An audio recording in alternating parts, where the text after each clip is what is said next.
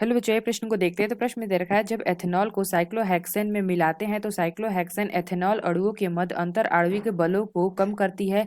क्या यह युग्म राउल्ट के नियम से कोई विलयन प्रदर्शित करेगा? आइए मुख्य अवधारणा की चर्चा करते हैं। मुख्य अवधारणा, तो राउल्ट के नियम के अनुसार जो हमारा विलयन का वाष्प दाब होता है वो हमारा क्या होता है, यानी कि अगर हम देखें तो ये हमारा क्या होता है, वाष्प ये हमारा बराबर होता है पी नॉट ए गुड़े ए और प्लस हमारा क्या होता है पी नॉट बी गुड़े बी।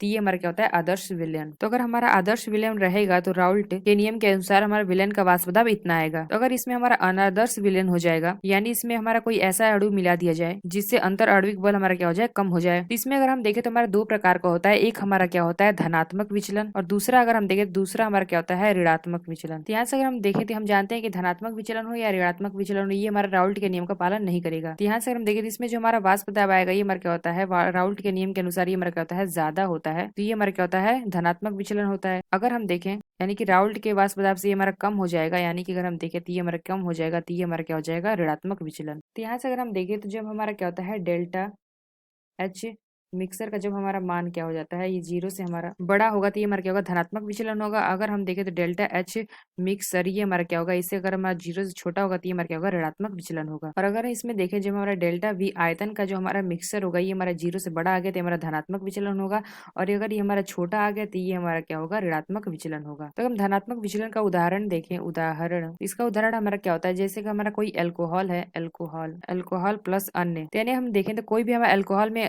विलन मिलाते हैं तो ये हमारा क्या होगा धनात्मक विचलन होगा। अगर हम देखें ऋणात्मक विचलन में तो इसमें हमारा क्या होता है अम्ल में हम कोई भी यौगिक मिलाएंगे तो ये हमारा क्या होगा ऋणात्मक विचलन होगा। तो धनात्मक विचलन प्रदर्शित करने का हमारा कारण इसका क्या होता है, इसमें हमारा क्या होता है अंतर आणविक बल की कमी हो जाती है। तो हमसे प्रश्न में क्या पूछा गया है कि जब एथेनॉल को साइक्लोहेक्सेन में मिलाते हैं तो साइक्लोहेक्सेन एथेन अणुओं के मध्य अंतर आणविक बलों को कम करती है। तो क्या यह युग्म राउल्ट के नियम के विलयन प्रदर्शित करेंगे? तो यहाँ पे अगर हम देखें तो जो हमारा एथेनॉल दे रखा है एथेनॉल, तो जो हमारा एथेनॉल है ये हमारा क्या है एक तरह का क्या है एल्कोहल है, एल्कोहल।